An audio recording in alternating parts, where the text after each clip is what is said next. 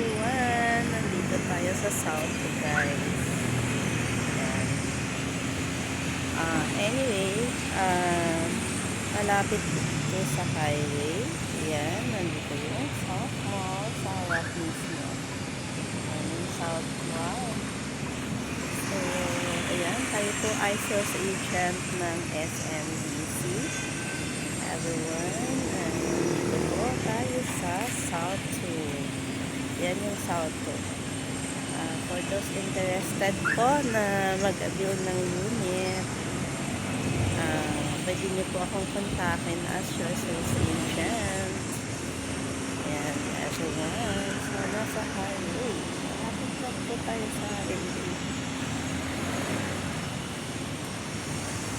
So, ito. Next. SM South. About walking distance lang.